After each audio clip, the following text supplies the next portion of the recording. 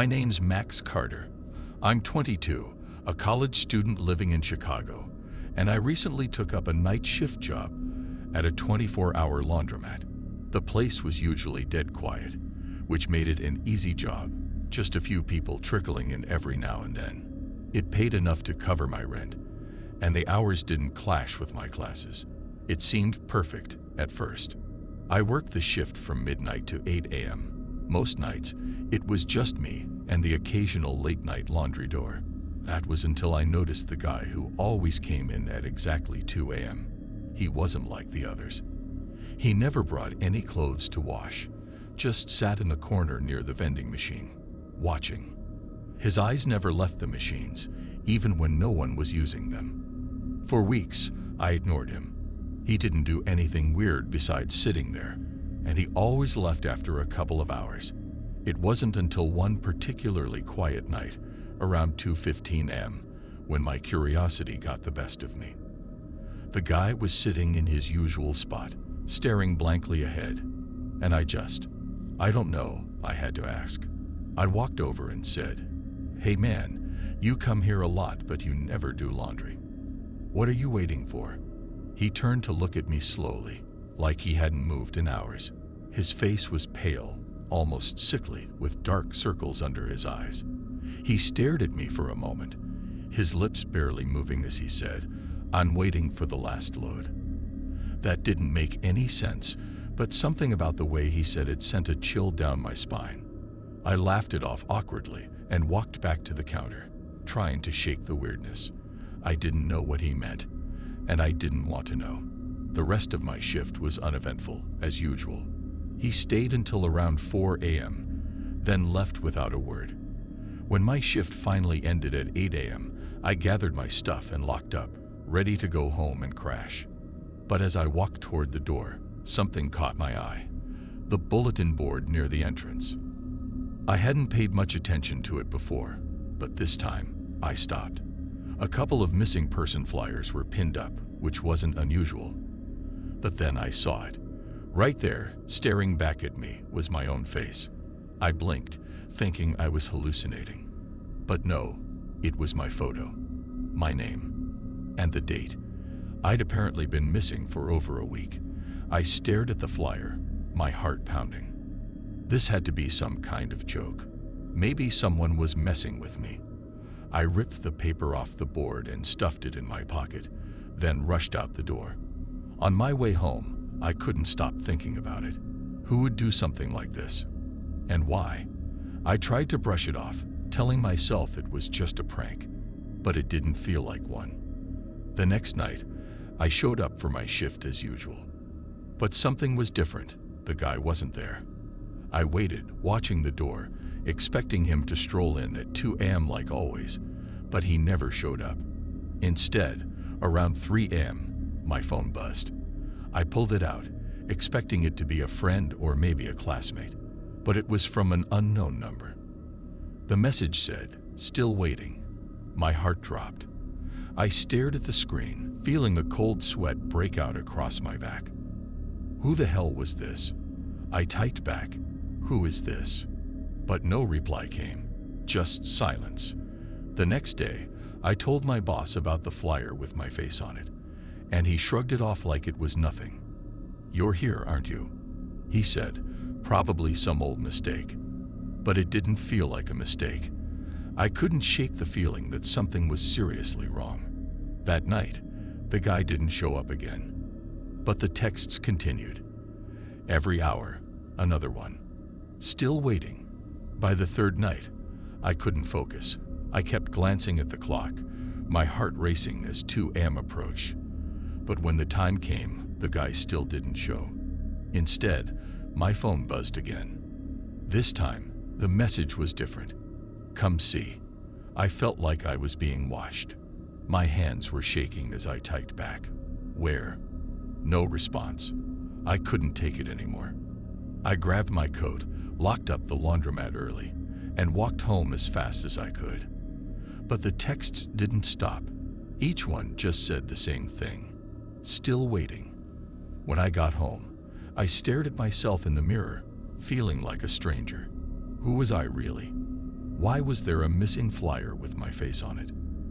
The next morning, I quit the laundromat job, but every night, at 2 a.m., my phone buzzes, still waiting.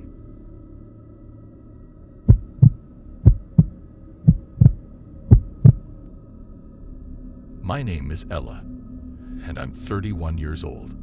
I live alone in a quiet rural neighborhood, about 30 minutes outside of town. It's peaceful out here, and I've always liked the solitude, but I've become extra cautious lately. I'm meticulous about locking my doors and windows every night, double-checking everything before bed. I even installed a security camera system, just in case. One evening, I was lying on my bed, scrolling through my phone. It was a pretty normal night. Wind softly blowing outside, the distant sound of crickets. Nothing out of the ordinary. Then I heard it. A soft knock. At first, I thought it was coming from the front door, but it wasn't loud enough. The knock sounded more like it was coming from the window. That's what made it so strange. My bedroom is on the second floor. There's no way someone could be outside knocking on my window. I sat up, staring at the window for a moment. It was dark outside, and all I could see was my own reflection in the glass. It's just the wind, I told myself. There was no way someone was up there. Still, my heart started racing. I felt that uneasy sensation, like someone was watching me. I got out of bed and went to the window, just to check. I opened the blinds and looked out, but there was nothing. No tree branches scraping the window, no sign of anyone. I even opened the window a crack, listening for any strange sounds. But all I heard was the wind. Feeling a little silly, I shut the blinds, locked the window, and went back to bed. I tried to calm myself down, convincing myself it was just my imagination. Maybe I'd been on my phone too long, and my mind was playing tricks on me. Eventually, I drifted off to sleep. The next morning, I woke up feeling a little off, like something wasn't quite right. I couldn't put my finger on it, but there was this weird sense of dread hanging over me. I got out of bed and went about my usual routine. But when I walked toward the window, I froze. There were muddy footprints on the floor. They led from the window to my bed. My heart felt like it stopped. The muddy footprints were clear as day, and they weren't mine. The mud was still damp.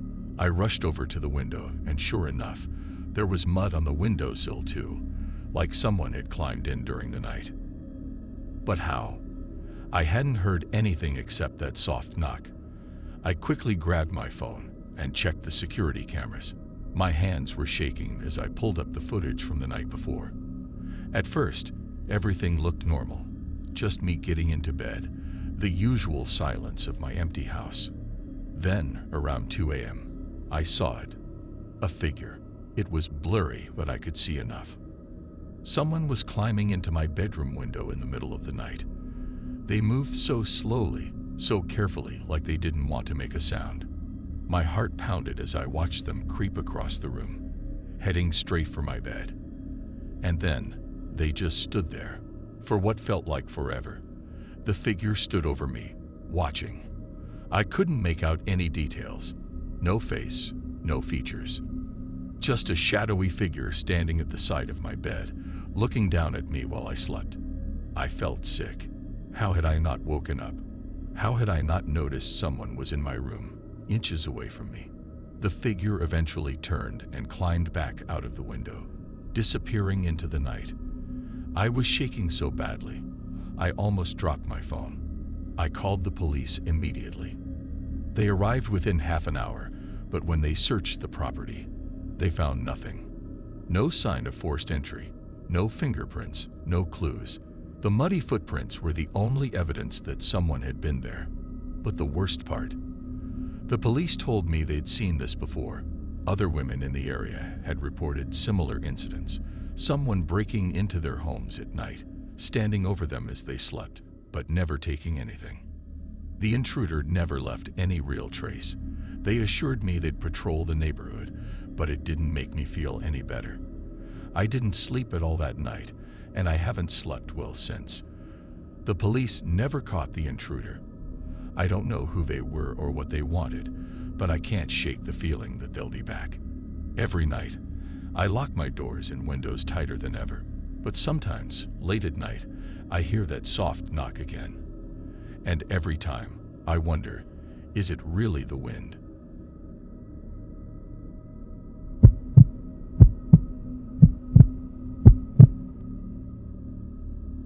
My name is David. I'm 26 years old, and I recently moved to Seattle, Washington. I needed a new start after a rough breakup, so I decided to find a roommate to split the rent on a 2-bedroom apartment.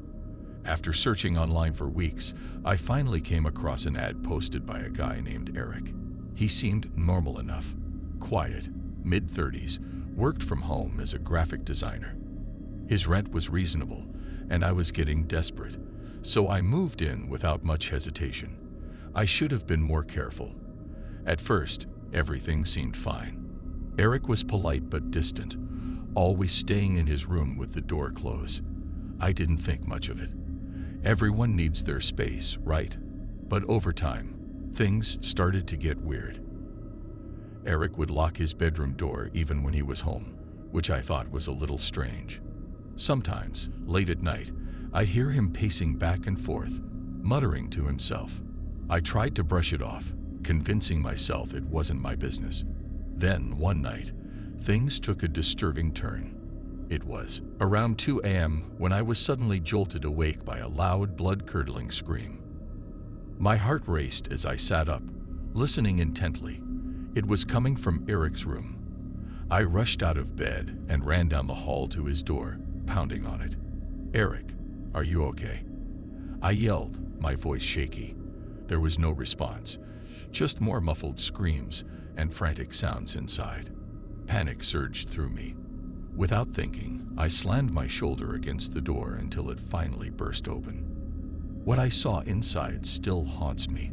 Eric was sitting on the floor, hunched over, surrounded by dozens of drawings. The walls of his room were covered in violent, disturbing sketches. People with twisted, contorted faces, some missing limbs, others covered in blood. But what made my stomach drop was that all of them looked like me. "What the hell is this?" I stammered, backing away in horror. Eric didn't even look up. He just kept scribbling furiously on a sheet of paper, muttering under his breath. "It's coming. It's coming soon," he whispered. "I can see it. It's going to happen." I was frozen in place, too scared to move. "What's going to happen?" I asked, my voice barely above a whisper. Eric finally looked up at me, his eyes wild and bloodshot. "The visions, they're real. I'm drawing what's going to happen to you." My blood ran cold. I didn't know what to say. The air in the room felt suffocating, thick with fear and madness. I quickly turned and ran out of the room, slamming the door behind me. I spent the rest of the night locked in my own room, my mind racing with terror. What had I gotten myself into? The next morning, Eric acted like nothing had happened. He was calm, eerily calm, as if the night before had been a bad dream. I didn't bring it up, afraid of triggering whatever was going on in his head. I knew I had to get out of there, but part of me felt trapped. I didn't have anywhere else to go, and I didn't know what Eric was truly capable of. A few days later, I woke up to the sound of police sirens outside the apartment. When I looked out the window, I saw Eric being led away in handcuffs. My stomach sank. I rushed downstairs, asking the officers what was going on. "He's under arrest for the murder of 3 people in a nearby town," one of them told me. "We found evidence linking him to the crime scenes." I couldn't believe what I was hearing. Eric, a murderer. It didn't make sense. But then, the officer said something that sent chills down my spine. The bodies were found in the exact same positions as the drawings in his room. I felt sick. The sketches, the visions he claimed to see. It all clicked together in the worst possible way. Eric had been drawing out how his victims were found, and one of those drawings looked just like me. I moved out the same day, too terrified to stay another minute in that apartment. Even now, weeks later, I can't shake the feeling that I narrowly escaped something terrible. Eric is in jail now, but I can't help but wonder what would have happened if I hadn't found those sketches when I did. Sometimes, when I close my eyes at night, I can still see them. The violent, bloody images that seem to predict my future. And every now and then, I think about Eric's words. It's going to happen. I just hope he was wrong.